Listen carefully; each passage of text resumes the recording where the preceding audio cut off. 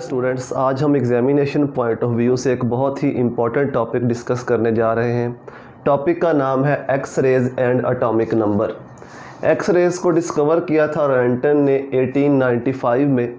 ये वो वक्त है जब कैथोड रेज की डिस्कवरी हुई थी, जब कैथोड रेज डिस्कवर हुई थी और कैथोड रेज को लेकर डिफरेंट किस्म के एक्सपेरिमेंट उस वक्त चल रहे थे। बहुत सारे साइंटिस्ट कैथोड रेज के ऊपर वर्क कर रहे थे।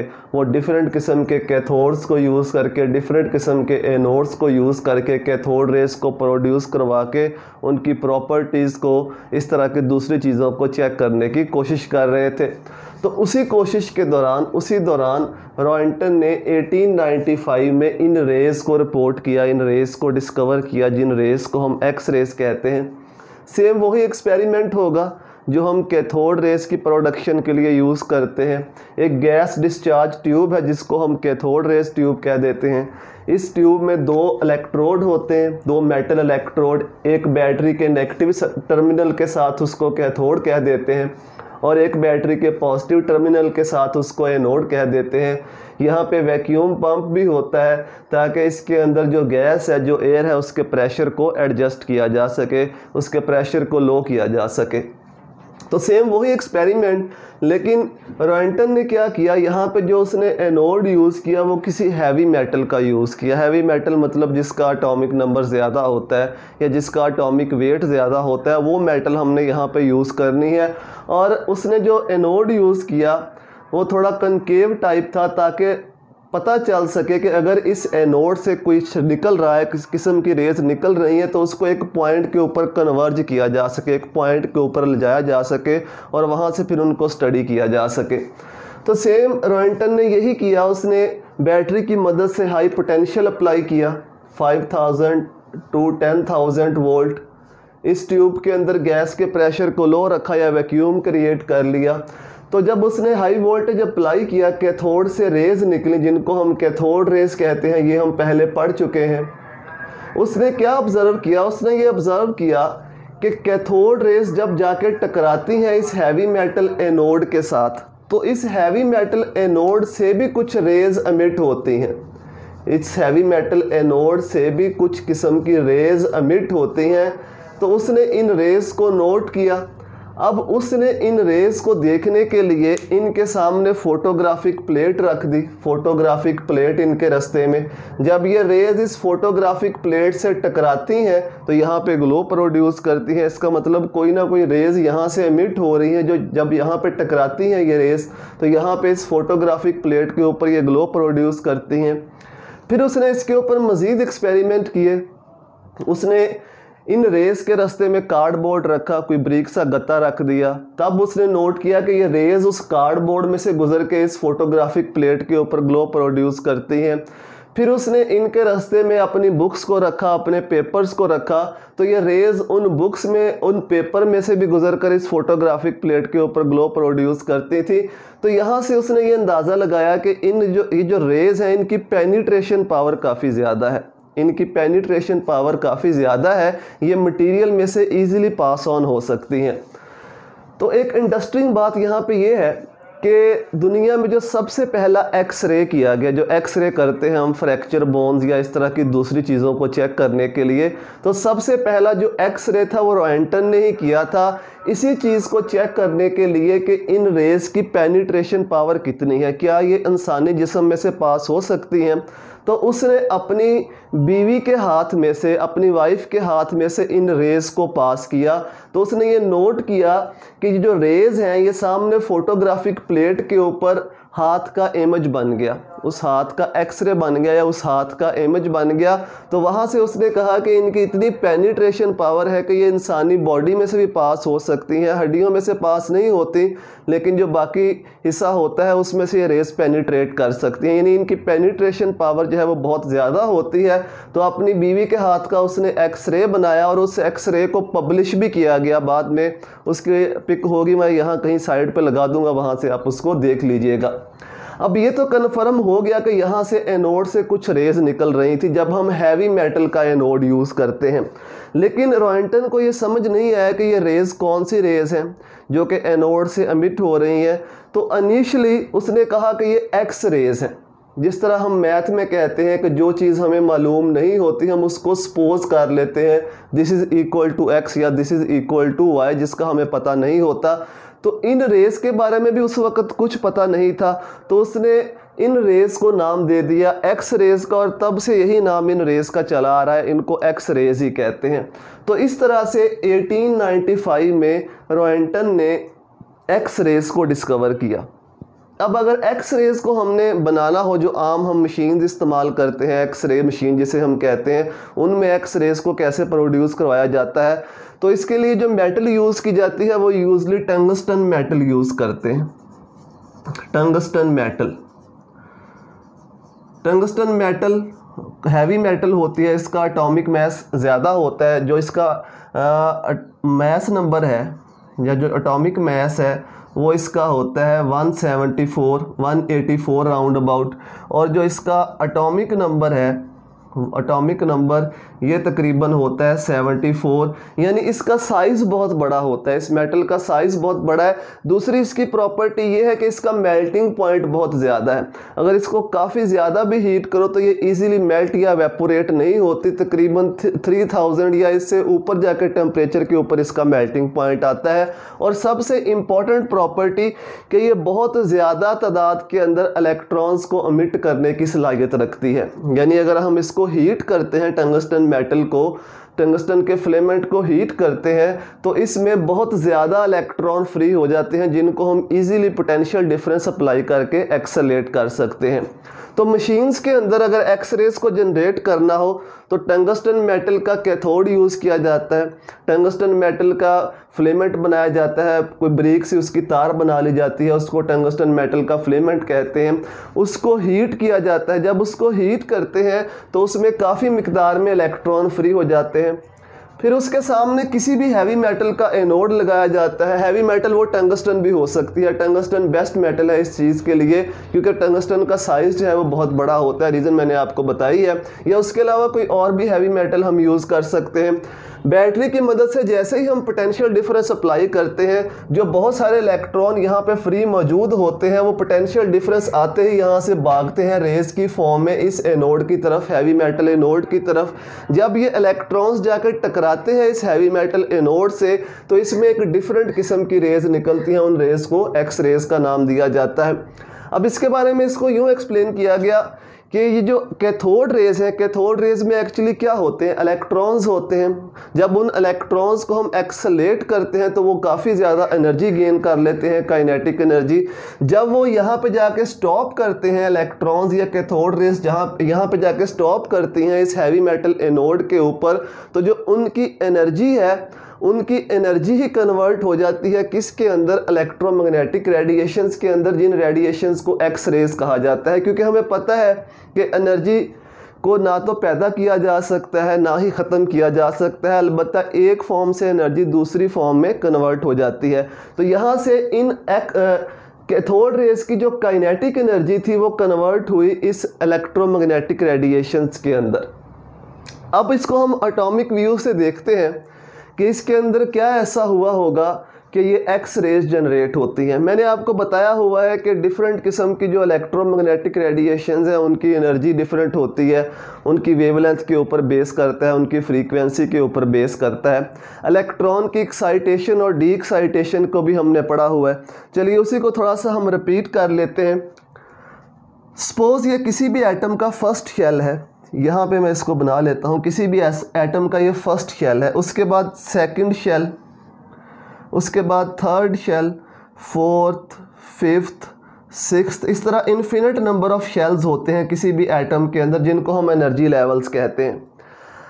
अब सपोज दो किस्म के इलेक्ट्रॉन डी एक्साइट हो रहे हैं। एक इलेक्ट्रॉन यहाँ पे पड़ा हुआ है थर्ड शेल के अंदर, इसने डी एक्साइट होकर वापस फर्स्ट शेल में आना है। एक इलेक्ट्रॉन पड़ा हुआ है इस शेल के अंदर जो बिल्कुल लास्ट में शेल है, उन शेल्स के अंदर इलेक्ट्रॉन। अगर तो ये इलेक्ट्रॉन डी एक्साइट होकर यहाँ पे आएगा, ज़ाहिर बात है ये भी एनर्जी को मिट करेगा इलेक्ट्रोमैग्नेटिक रेडिएशन की फॉर्म में, लेकिन इन दो शेल्स का एनर्जी डिफरेंस कम है। चूँकि इनका एनर्जी डिफरेंस कम है तो ये इलेक्ट्रॉन कम एनर्जी को मिट करेगा। कम एनर्जी की इलेक्ट्रोमैग्नेटिक रेडिएशंस को एमिट करेगा। लेकिन अगर कोई इलेक्ट्रॉन यहाँ से बिल्कुल बैरूनी शेल से जंप करके फर्स्ट शेल में आ जाए या किसी भी लोअर शेल में आ जाए, अब इनका एनर्जी डिफरेंस बहुत ज़्यादा है। इतनी एनर्जी को इलेक्ट्रॉन एमिट करेगा तो तभी जाके वो जो होगा फर्स्ट शेल के अंदर फॉल करेगा या लोअर शेल के अंदर फॉल करेगा। क्योंकि ये एनर्जी डिफरेंस बहुत ज़्यादा है तो इलेक्ट्रॉन जब यहाँ से यहाँ पे आके गिरता है तो जो इलेक्ट्रोमैग्नेटिक रेडिएशंस खारिज होती हैं, जो रेडिएशंस खारिज होती हैं वो ज़्यादा एनर्जी की होती हैं। मतलब ये है कि जितना हायर शेल से इलेक्ट्रॉन जंप करके लोअर शेल में आएगा, जितना हायर शेल होगा उतना वो ज़्यादा एनर्जी के इलेक्ट्रोमैग्नेटिक रेडिएशंस को खारिज करेगा। तो सेम फिनोमिना यहाँ पे होता है। जो है मेटल्स होती हैं, जो हैवी मेटल्स होती हैं, जिनका एटॉमिक नंबर या एटॉमिक वेट ज़्यादा होता है, उनके साइजेस बहुत बड़े बड़े होते हैं। बहुत बड़े साइज़ होने की वजह से क्या होता है, जब ये कैथोड रेज आके स्ट्राइक करती हैं उस मेटल के एटम के साथ, ज़ाहिर बात है यहाँ पे मेटल के बहुत से एटम्स होंगे, तो जो इनर इलेक्ट्रॉन्स हैं वो एक्साइट हो जाते हैं। सपोज इसको ऐसे समझ लो कि ये न्यूक्लियस है एटम का, न्यूक्लियस के बाद ये फर्स्ट शेल, फर्स्ट के बाद ये सेकंड शेल और ये थर्ड शेल। सिर्फ 3 शेल ही मैं शो कर रहा हूँ, लेकिन इन्फिनिट नंबर ऑफ शेल्स होते हैं, ये हमने पढ़ा हुआ है।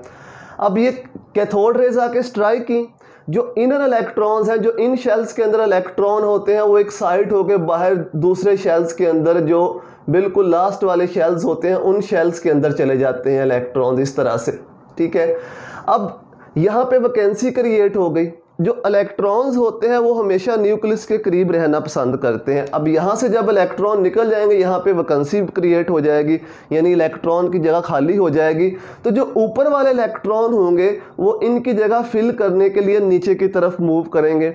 जब ये इलेक्ट्रॉन्स हायर शेल्स से मूव करके इन लोअर शेल्स में बिल्कुल न्यूक्लियस के करीब आते हैं तो वो बहुत ज़्यादा एनर्जी की इलेक्ट्रोमैग्नेटिक रेडिएशंस को एमिट करते हैं। और उन इलेक्ट्रोमैग्नेटिक रेडिएशंस की जो एनर्जी होती है वो तकरीबन इस रीजन में फॉल करती है जिस रीजन में एक्स रेज की एनर्जी होती है। ये एनर्जी और इनकी वेवलेंथ हम पढ़ चुके हैं, कितनी वेवलेंथ होती है। एक्स रेज की वेवलेंथ तकरीबन वेरी करती है 0.1 से लेकर 0.1 nm से लेकर तकरीबन 10 nm तक। तो इतनी शॉर्टर वेवलेंथ की ये रेज होती हैं, इनकी एनर्जी काफ़ी ज़्यादा होती है।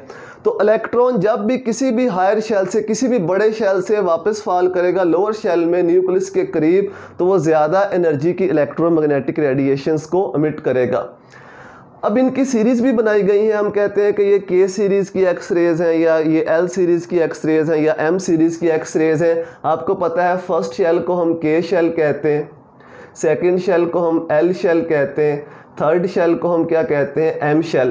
तो इलेक्ट्रॉन जब किसी भी हायर शेल से, अपर शेल से वापस आके फॉल करता है फर्स्ट शेल में, फर्स्ट शेल में फॉल करता है, तो उससे जो रेज निकलती हैं, जो एक्स रेज निकलती हैं, उनको के सीरीज़ की एक्स रेज कह देते हैं कि ये के सीरीज़ की एक्स रेज है। किसी भी हायर से अगर फर्स्ट शेल में आके फॉल करेगा तो उसको के सीरीज़ की हम एक्स रे। उसके बाद इसके अंदर भी डिवीजन है, के अल्फ़ा होती है, के बीटा होती है। वो डिपेंड करता है कि किस शेल से आके फॉल कर रहा है। सपोज अगर सेकंड शेल से फर्स्ट शेल में आके फॉल कर रहा है तो उसको के अल्फ़ा हम कह देते हैं। अगर थर्ड शेल से फर्स्ट शेल में फॉल कर रहा है तो उसको के बीटा। लेकिन जब के शेल में आके इलेक्ट्रॉन फॉल करता है, उससे जो एक्स रेज की सीरीज़ बनती है उसको के सीरीज़ कह दिया जाता है। जब इलेक्ट्रॉन आके फॉल करता है एल शेल में, ये जो सेकंड शेल है एल शेल, तो उससे जो एक्स रेज की सीरीज़ बनती है उसको हम एल सीरीज़ कह देते हैं। एल सीरीज़ की एक्स रेज, इसमें भी alpha L, beta L, gamma इस तरह की होती है, डिवीजन होती है। और जब इलेक्ट्रॉन किसी हायर शेल से थर्ड शेल में फॉल करता है तो उससे जो एक्स रेज की सीरीज़ बनती है उसको हम क्या कह देते हैं कि ये एम सीरीज़ की एक्स रेज है। अब इनमें से सबसे ज़्यादा एनर्जी की सीरीज़ कौन सी होगी? जो के सीरीज़ है, क्योंकि जो के शेल है वो फर्स्ट शेल है। जब इलेक्ट्रॉन किसी भी हायर शेल से फर्स्ट शेल में आएगा तो एनर्जी का डिफरेंस सबसे ज़्यादा होगा। सबसे ज़्यादा एनर्जेटिक जो एक्स रेज होती हैं वो के सीरीज़ की होती हैं। उसके बाद एल सीरीज़ की एक्स रेज की एनर्जी आती है और उसके बाद एम सीरीज़ की एक्स रेज की एनर्जी आती है। तो इनकी एनर्जी डिफरेंट होती है। के सीरीज़ की सबसे ज़्यादा, उससे कम एल सीरीज़ की एक्स रेज की एनर्जी और सबसे कम सॉरी के की सबसे ज़्यादा, फिर एल सीरीज़, और सबसे कम एनर्जी किसकी होती है, एम सीरीज़ की। और इनकी एनर्जी इस पे भी डिपेंड करती होती है कि हमने ये जो एनोड बनाया है ये किस मेटल का बनाया है। अगर तो मेटल का साइज़ बहुत बड़ा है तो जो रेज़ निकलेंगी वो ज़्यादा एनर्जी की एक्स रेज़ होंगी, लेकिन अगर मेटल हम छोटे साइज़ की यूज़ कर रहे हैं तो जो एक्स रेज़ बनेंगी वो यूजली कम एनर्जी की एक्स रेज़ बनती हैं। तो एनर्जी गैप पे डिपेंड करता है कि इलेक्ट्रॉन कितनी दूर से फॉल करके आ रहा है, उसी पर डिपेंड करता है एक्स रेज़ की एनर्जी कितनी होगी। तो ये तो मैंने आपको बता दी इनकी रीज़न ऑफ प्रोडक्शन कि ये रेज़ प्रोड्यूस क्यों होती हैं, कैसे प्रोड्यूस होती हैं, कैसे एक्स रेज़ को जनरेट किया जा सकता है। अब एक बहुत ही फेमस साइंटिस्ट है मोज़ले, नाम आपने सुना हुआ है मोज़ले। इसने इन्हीं एक्स रेज़ के ऊपर बहुत से एक्सपेरिमेंट किए और 1913 में इसने एक टर्म इंट्रोड्यूस करवाई जिसको हम एटॉमिक नंबर कहते हैं। इसने तकरीबन 38 डिफरेंट एलिमेंट्स के एनोड यूज़ किए, एनोड बनाए। वो इसने यूज़ किए एल्यूमिनियम से लेकर गोल्ड तक, 38 डिफरेंट एलिमेंट्स को इसने यूज़ किया एज ए एनोड, और उनसे जो एक्स रेज प्रोड्यूस हुई उन एक्स रेज को एनालाइज किया, उनके स्पेक्ट्रम को एनालाइज किया। जो एक्स रेज प्रोड्यूस हुई इन एलिमेंट से उनकी जो एनर्जी रेंज करती है वो तकरीबन 0.04 से लेकर 20 एंगस्ट्रॉम, इसके दरमियान में एनर्जी है। इतनी एनर्जीज की एक्स रेज को उसने एनालाइज किया। अब एनालाइज कैसे करते हैं एक्स रेज का, अगर एनालिसिस करना हो, यानी एक्स रेज कितनी वेवलेंथ की एक्स रेज निकल रही है, ज़्यादा एनर्जी वाली निकल रही है या कम एनर्जी वाली निकल रही है, उसको हम एनालिसिस ऑफ एक्स रेज कहते हैं। जब किसी भी सोर्स से एक्स रेज निकलती हैं तो ज़ाहिरी बात है वो हर डायरेक्शन में फैलेंगी, हर डायरेक्शन में जाएंगी। तो हर डायरेक्शन में जाने वाली एक्स रेज को तो हम एनालाइज नहीं कर सकते, हमें सिर्फ एक स्मॉल पोर्शन चाहिए होता है। तो क्या किया जाता है, इन एक्स रेज को एक प्लाटिनम विंडो से पास किया जाता है। उस प्लाटिनम विंडो से पास करने के बाद इसे किसी क्रिस्टलाइन सॉलिड के ऊपर स्ट्राइक किया जाता है। सपोज ये एक्स रेज आ रही हैं, एक्स रेज को हमने इस क्रिस्टलाइन सॉलिड की तरफ K4FeCN6, ये क्रिस्टलाइन सॉलिड है, इसके ऊपर हम इन रेज को लेके आए, इसके ऊपर स्ट्राइक किया एक्स रेज को। एक्स रेज जब इस क्रिस्टलाइन सॉलिड से टकराएंगी तो ये डिफ्रैक्ट होंगे इससे टकराने के बाद। इसी डिफ्रैक्शन के पैटर्न को नोट किया जाता है, इसको एक्स रे डिफ्रैक्शन या एक्स रे क्रिस्टलोग्राफी भी कहते हैं। तो ब्रैग्स इक्वेशन को यूज़ करते हुए n lambda 2d sine theta, इस इक्वेशन को यूज़ करते हुए हम इन एक्स रेज की वेवलेंथ को भी फाइंड कर सकते हैं, यानी हम एनर्जी भी बता सकते हैं कि कितनी एनर्जी की जो एक्स रेज हैं हम उनको एनालाइज कर रहे हैं। तो एक्स रेज को एनालाइज करने के लिए किसी भी क्रिस्टलाइन सॉलिड के साथ इसे स्ट्राइक किया जाता है। स्ट्राइक करने के बाद इनके डिफ्रैक्शन के पैटर्न को नोट किया जाता है। इसके सामने किसी भी किस्म की फोटोग्राफिक प्लेट रख दो, जब ये फोटोग्राफिक प्लेट के ऊपर टकराएंगी तो वहाँ पे इनका स्पेक्ट्रम बन जाता है, उसी स्पेक्ट्रम को नोट किया जाता है। अब यहाँ पे एक बात याद रखने वाली है कि हर जो एलिमेंट यूज़ करते हैं एज एन एनोड के तौर पर उसकी अपनी कैरेक्टरिस्टिक्स एक्स रेज होती हैं। किसी भी एलिमेंट की जो एक्स रेज हैं वो दूसरे एलिमेंट के साथ मैच नहीं करती। अगर हम एल्यूमिनियम यूज़ करेंगे तो उसकी यहाँ पे जो एनालिसिस करेंगे उसका जो स्पेक्ट्रम बनाएंगे उसका डिफरेंट डिस्क्रीट स्पेक्ट्रम बनेगा, लाइन स्पेक्ट्रम बनेगा एक्स रेज का। अगर हम गोल्ड यूज़ करेंगे तो ज़ाहिर बात है गोल्ड से ज़्यादा एनर्जी की एक्स रेज निकलेंगी साइज़ बड़ा होने की वजह से, तो जो उसका डिफ्रैक्शन पैटर्न बनेगा, उसका जो स्पेक्ट्रम बनेगा वो डिफरेंट होगा। हर एलिमेंट का, हर एनोड का जो एक्स रेज होती हैं वो कैरेक्टरिस्टिक्स होती हैं, यानी उन एक्स रेज की मदद से हम उस एलिमेंट को आइडेंटिफाई भी कर सकते हैं। तो मोज़ले ने 38 डिफरेंट एलिमेंट्स को यूज़ किया और इन एक्स रेज की प्रॉपर्टीज़ को स्टडी किया। अब उसने रिज़ल्ट क्या निकाले, 2-3 उसके रिज़ल्ट थे। एक तो उसने एनर्जी की बेस के ऊपर 2 सीरीज़ बना दी। एक उसने कहा के सीरीज़ की एक्स रेज हैं, के सीरीज़ जिनकी एनर्जी हाई होती है, विद हाई एनर्जी, जिन एक्स रेज की एनर्जी ज़्यादा होती है उनको के सीरीज़ में रख दिया। और दूसरा उसने एल सीरीज़, इनकी वेवलेंथ की बेस के ऊपर कि अगर इतनी से इतनी वेवलेंथ होगी तो वो के सीरीज़ में आएंगी एक्स रेज, और इतनी से इतनी होगी तो वो एल सीरीज़ में जनरली हम इसको कह देते हैं कि जो हाई एनर्जी की वेव एक्स रेज होती हैं उसको उसने के सीरीज़ में रख दिया, और जो लो एनर्जी की एक्स रेज होती हैं उसको उसने एल सीरीज़ में रख दिया विद लो एनर्जी। ऐसी एक्स रेज जिनकी एनर्जी लो होती है उनको उसने एल सीरीज़ में। तो पहला तो उसने ये काम किया। तीसरा उसने ये कहा कि जो एक्स रेज का स्पेक्ट्रम बनता है, जो एक्स रेज का डिफ्रैक्शन पैटर्न बनता है, जो स्पेक्ट्रम बनता है, वो हर एलिमेंट का अपना मखसूस होता है। हर एलिमेंट की करैक्टरिस्टिक एक्स रेज होती हैं जिसकी मदद से हम उस एलिमेंट को आइडेंटिफाई भी कर सकते हैं, क्योंकि उसने 38 एलिमेंट के डिफ्रैक्शन पैटर्न को नोट किया, उनके स्पेक्ट्रम को नोट किया, और हर एलिमेंट का जो स्पेक्ट्रम बनता था, जो डिफ्रैक्शन पैटर्न था, वो डिफरेंट था। तो इसी से उसने कहा कि एवरी एलिमेंट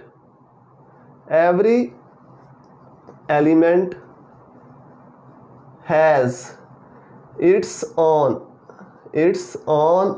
characteristics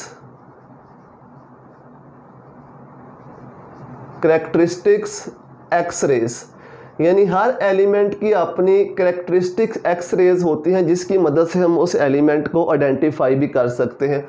और फोर्थ और मोस्ट इम्पॉर्टेंट रिजल्ट, उसने इन एक्स रेज की, इन 38 एलिमेंट के एक्स रेज की फ्रीक्वेंसी का डाटा इकट्ठा किया, और उस फ्रीक्वेंसी के डाटा को इसने प्रोटॉन नंबर के अगेंस्ट या एटॉमिक नंबर के अगेंस्ट इसको ड्रा किया। तो इसने देखा कि एक स्ट्रेट लाइन ऑब्टेन्ड होती है। जब हम इस डाटा को ड्रा करते हैं, साइड पे कहीं पे ग्राफ में शो भी कर दूंगा, जब हम फ्रीक्वेंसी को एटॉमिक नंबर के अगेंस्ट ड्रा करते हैं तो एक स्ट्रेट लाइन ऑब्टेन्ड होती है। तो यहीं से उसने फिर ये चीज़ भी बताई कि जब हम पीरियोडिक टेबल में from left to right move करते हैं तो हर एलिमेंट में एक एक प्रोटॉन का इजाफा होता जाता है, यानी उसका जो एटॉमिक नंबर है 1 टाइम इंक्रीज़ होता जाता है। जिस तरह कार्बन है, कार्बन के बाद आगे नाइट्रोजन होता है, तो अगर कार्बन के अंदर 6 प्रोटॉन है, इसका एटॉमिक नंबर 6 है, तो नाइट्रोजन का 7 होगा, 1 टाइम इंक्रीज़ हो जाएगा, एक प्रोटॉन बढ़ जाएगा। ऑक्सीजन में एक और प्रोटॉन बढ़ जाएगा, इसका एटॉमिक नंबर 8 हो जाएगा।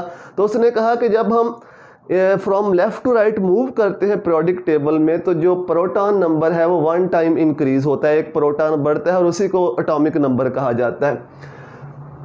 तो उसका इसी ऑब्जर्वेशन की बेस के ऊपर उसने अपना एक लॉ दिया जिसे हम मोज़ले लॉ कहते हैं। वो लॉ क्या है? फ्रीक्वेंसी ऑफ एक्स रेज, जो एक्स रेज की फ्रीक्वेंसी है is directly proportional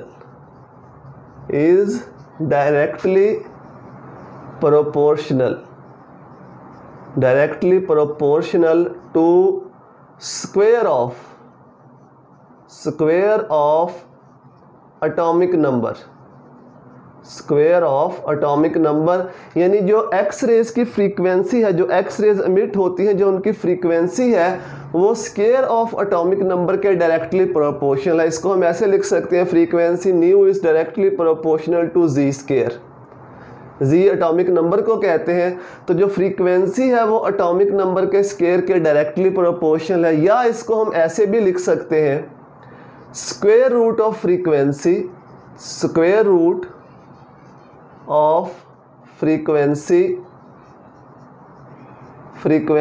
of X rays is directly proportional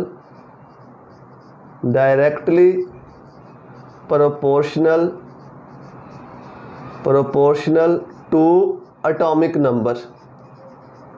जो फ्रीक्वेंसी का स्क्वायर रूट है वो एटॉमिक नंबर के, उस एलिमेंट के एटॉमिक नंबर के डायरेक्टली प्रोपोर्शनल है जिस एलिमेंट से वो एक्स रेज एमिट हो रही हैं। मैथमेटिकली हम इसे ऐसे लिखेंगे, square root of frequency is equal to a into Z minus b. यहाँ पे ए भी कांस्टेंट है और बी भी कांस्टेंट है। इसको ए को हम कहते हैं मोज़ले कांस्टेंट, और बी को हम कहते हैं स्क्रीनिंग कांस्टेंट। मॉज़ले ने इन कांस्टेंट्स की वैल्यूज़ को भी डिटरमाइन किया, इन कांस्टेंट्स की वैल्यू को भी डिटरमाइन करके बताया। फॉर एग्जांपल जो के सीरीज़ की एक्स रेज होंगी उनके लिए ए और बी की वैल्यू डिफरेंट होगी। इस तरह से जो एल सीरीज़ की एक्स रेज होंगी उनके लिए ए और बी की वैल्यू डिफरेंट होंगी। उसने वैल्यूज़ को कैलकुलेट करके बताया भी, यहाँ पे कहीं पे साइड पे मैं वैल्यूज़ भी लिख देता हूँ। तो इसको हम मॉज़ले लॉ कहते हैं। अब यहाँ से ये जो टर्म है इसको हम एटॉमिक नंबर कहते हैं। इससे पहले मेंडलीफ ने जो पीरियोडिक टेबल दिया था जो उस वक्त चलता आ रहा था, उस पीरियोडिक टेबल में जो एलिमेंट्स को अरेंज किया गया था वो एटॉमिक मासेस के लिहाज से किया गया था, लेकिन उसमें बहुत सारे ड्रॉबैक्स थे। बहुत सारे एलिमेंट्स ऐसे थे जिनकी पोजीशन करेक्ट नहीं थी।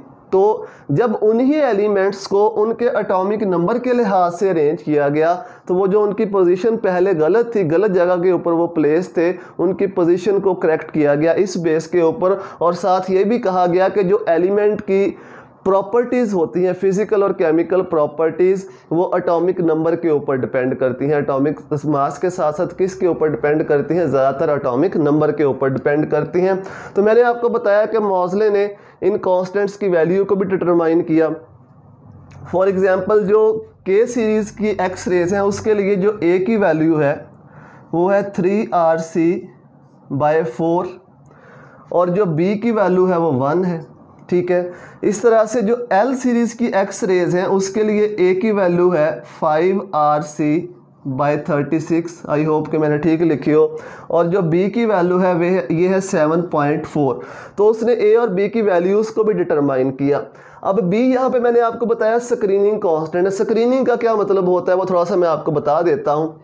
फॉर एग्जांपल एक इलेक्ट्रॉन यहाँ पे पड़ा हुआ है, इसके दरमियान में, इसके और न्यूक्लियस के दरमियान में दो शेल्स हैं। ये फर्स्ट शेल के शेल और दूसरा शेल एल शेल। जो के और एल शेल के इलेक्ट्रॉन होंगे वो न्यूक्लियस की फोर्स को इस इलेक्ट्रॉन तक पहुंचने में ब्लॉक करेंगे, शील्ड बनेंगे, दरमियान में रुकावट बनेंगे। इसी को हम शील्डिंग कहते हैं कि न्यूक्लियस की फोर्स को आउटर इलेक्ट्रॉन तक पहुंचने में जो दरमियान में रुकावट होती है, जो दरमियान में शेल्स होते हैं, उन शेल्स में इलेक्ट्रॉन होते हैं, वो न्यूक्लियस की फोर्स को शील्ड करते हैं, रोकते हैं। उसी इफेक्ट को क्या नाम दिया जाता है? Shielding effect. और इसी को स्क्रीनिंग इफेक्ट भी कहते हैं कि स्क्रीन करना, दरमियान में रुकावट करना। और उसी से रिलेट करता है ये स्क्रीनिंग कांस्टेंट जिनकी वैल्यूज़ को मॉज़ले ने डिटरमाइन भी किया था। तो उम्मीद है कि ये आपको समझ में आ गया होगा एक्स रेज के बारे में, कैसे इनकी डिस्कवरी हुई, एक्स रेज जनरेट क्यों होती हैं, कैसे इनको जनरेट किया जाता है। फिर उसके बाद मॉज़ले ने किस तरह से डिफरेंट 38 एलिमेंट्स के एनोड को लेकर एक्स रेज को स्टडी किया और उसके रिज़ल्ट उसने क्या निकाले और उससे कैसे उसने एटॉमिक नंबर को इंट्रोड्यूस करवाया। अगर आपको ये वीडियोस हेल्पफुल लगती हैं तो अपने दोस्तों के साथ शेयर करें, उनको बताएं ताकि वो भी हेल्प ले सकें। दुआ में याद रखिएगा। अल्लाह हाफिज़।